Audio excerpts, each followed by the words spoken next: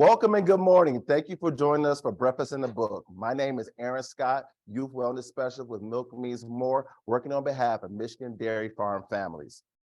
Feel free to post your comments or ask questions for Hooper in the Q&A section on Zoom or comment on Facebook.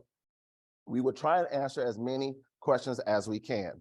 If you are joining on YouTube, the chat function has been turned off. We encourage you to post photos of students enjoying breakfast and listening today. Make sure you tag Milk Me More for chances to win prizes. Now, we are here in the city of Detroit at Source Bookstore with Source Bookstore owner, Ms. Jones.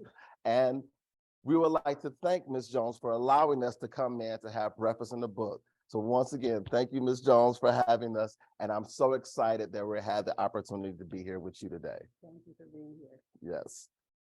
And we have one more special guest that is going to join us for Breakfast in the Book. I believe his name is Hooper from the Detroit Pistons. Hooper, has anybody seen Hooper? Yes, and we have Hooper here from Detroit Pistons who's coming in to talk about his breakfast and what he likes to have for breakfast. And we're getting excited to enjoy the book that we're reading today. My favorite. Yogurt, and yogurt with some blueberries and some granola, or yogurt parfait. I like that too. And I'm glad, oh, okay, all right. And then we were, oh, those are good hands, Hooper. And I'm glad that we're able to experience today and talk about breakfast. And I love what you have on that table. So he has a yogurt parfait with blueberries and granola in his hand. I know behind him is a bowl of cereal. He has a banana, and he also has a chocolate milk. And those are some of the things that he likes to have for breakfast. And we're going to get ready to start the book, and Hooper will be right back. Let's get ready to start reading the book.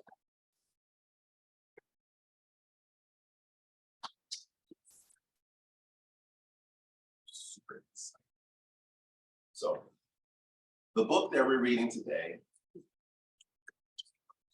The Day You Begin, by Jacqueline Woodson, illustrated by Rafael Lopez.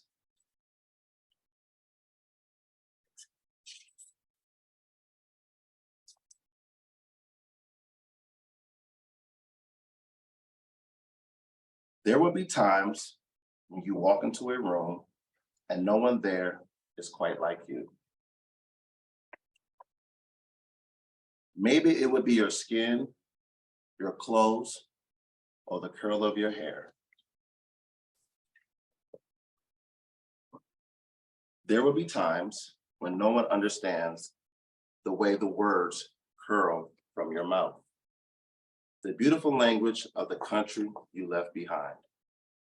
My name is Roberto, and we just moved here from Venezuela. And because they don't understand, the classroom will fill with laughter until the teacher quiets everyone. Roberto from Venezuela, your teacher says so soft and beautifully that your name and homeland sounds like flowers blooming the first bright notes of a song. There will be times when the words don't come. Your own voice, once huge, now smaller. When the teacher asks, "What did you do last summer?" Tell the class your story. "We went to France," Kyla says. "These shells came from a beach in Maine. A boy named Jonathan holds out a jar filled with tiny shells so fragile. They look like they'll turn to dust in your own untraveled hands. My whole family went to India, Spain, South Carolina. Each souvenir a small triumph of a journey. Their travels go on and on." And as you stand in front of that room, you can only remember how the heat waved as it lifted off the curb, and your days spent at home, caring for your little sister, who made you laugh out loud and hug you hard at nap time. You can only remember the books you kept on reading long after she had fallen to sleep. And in that room, where no one else is quite like you, you'll look down at your own empty hands and wonder, what good is this when other students were flying and sailing and going somewhere? There will be times when the lunch your mother packed for you is too strange or too unfamiliar for others to love as you do. When even your own friend, Nigel, will wrinkle her nose and say, "What's in there anyway?" And you'll wonder how she doesn't see the rice beneath the meat and kimchi. You'll wonder why she doesn't remember that rice is the most important food in the world.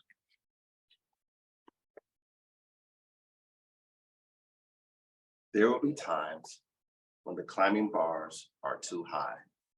The run is too fast and far.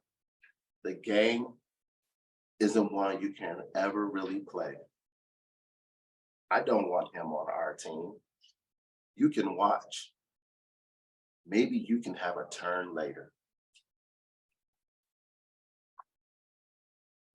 There will be times when the world feels like a place that you're standing all the way outside of.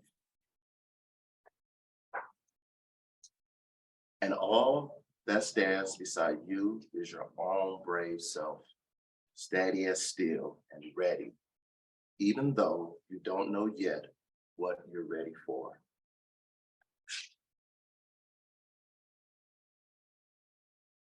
There will be times when you walk into a room and no one there is quite like you. until the day you begin to share your stories.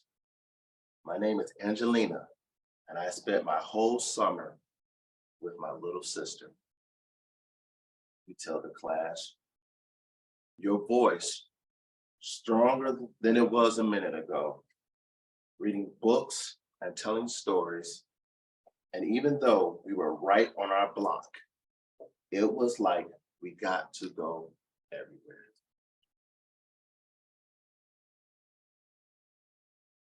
Your name is like my sister's, Roberto says. Her name is Angelina too.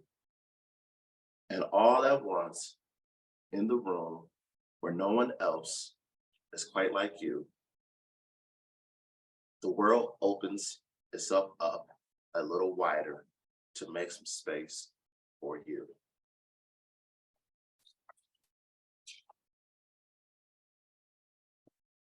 This is the day you begin to find the places inside your laughter and your lunches, your books, your travel, and your stories, where every new friend has something a little like you and something else so fabulously not quite like you at all.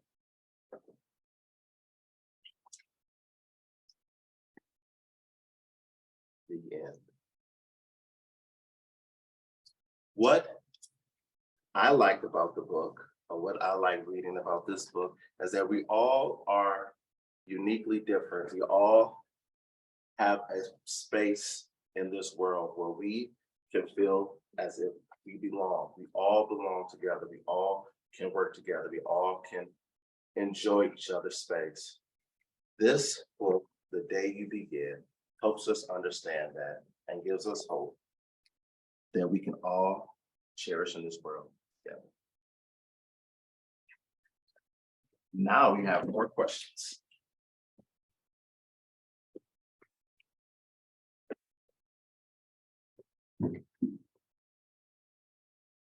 We're waiting on Hooper to ask a few questions.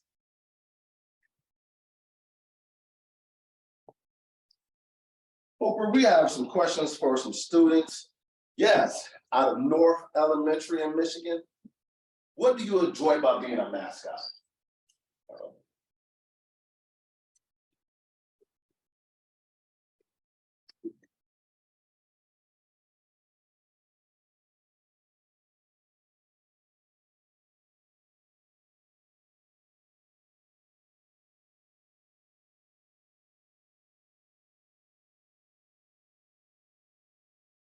I get to meet kids like you. You're absolutely right.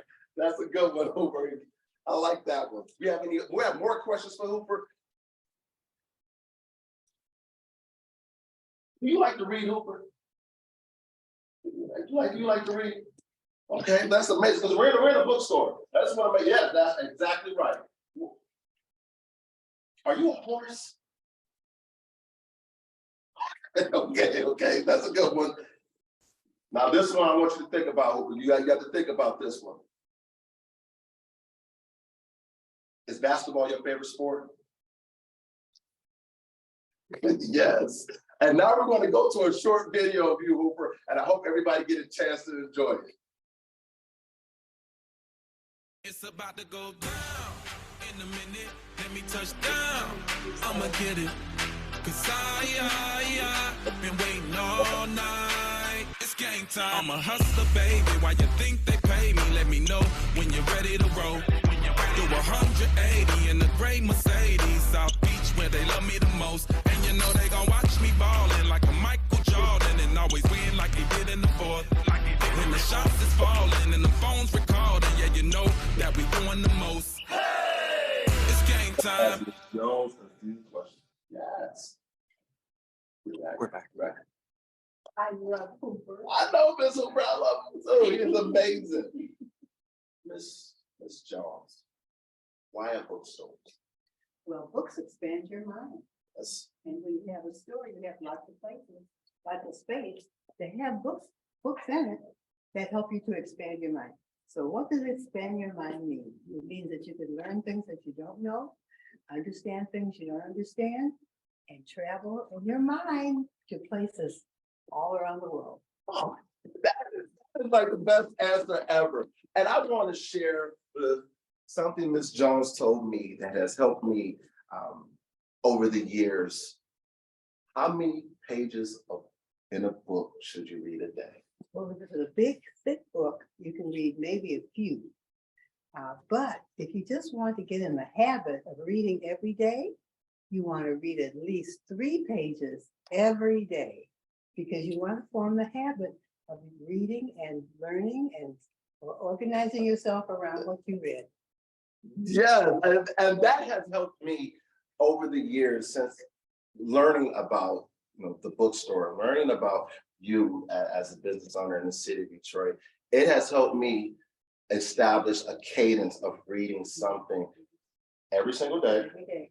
It has helped me to actually purchase more books because I began to finish the books that I purchased in here, and it helps expand my knowledge, my reach. And I really hope that students, while we're, experiencing, the breakfast in the book, and we're coming up on National Reading Month, to pick up a book, maybe read 3 pages a day, or maybe read 3 to 5 pages a day.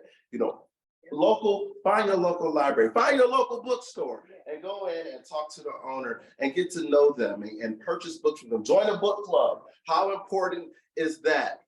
Let's increase our reading this year. You know what else you can do in a book? You can learn how to do things. Yes. You can learn to be a maker. You can learn how to make a ball or then bounce a ball. Yes. You can learn how to make things, right, Hooper? Right, because then you learn how to expand your mind in other ways of things that you can do when maybe you're not reading. Yes, I like that. I like that. That is just something that means so much to me. And while we're talking about reading and expanding our knowledge, how important is it for us to read and expand our learning during Black History Month? Well, it's especially important during Black History Month because, unfortunately, the history of Black African-American people has not been regular in our knowledge base in our community and in communities, in schools and books and stores. It's only been until recently that we have so many books. We have so many books over here, so many over here that are diverse, that have people of color, have African American people, because this month really helps us to concentrate on more than just African American people. It's all people as well, because we all are improved by everybody.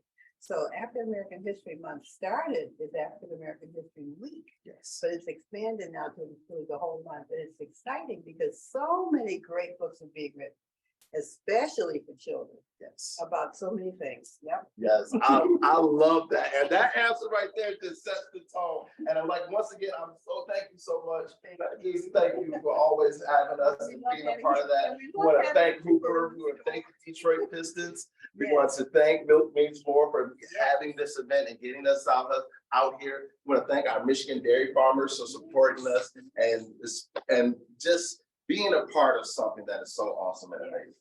Yes. Thank you for being here. Yes. So I want to thank everyone for joining us this morning for Breakfast in the Book, part 1 with Hooper. And thank you again, Hooper, for joining us. Ms. Jones, for letting us come in to your bookstore. For everyone joining us on Zoom, a post survey will pop up. We appreciate your feedback. Completed surveys will be entered into a random drawing for some prizes. And also, we hope you can join us for our next Breakfast in the Book event, which will be March 10th, with Michigan dairy farmer Courtney, where she will read Chocolate Milk for Favor, celebrating diversity with empathy at the farm with cows. Registration is now open. So make sure you register for that. And please visit our website at milkmeansmore.org for some great breakfast recipes. You'll also find resources and things that you need to get your day started, and we want to just thank you. Thank you so much.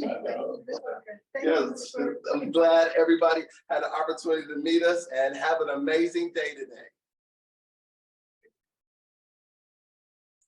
Okay.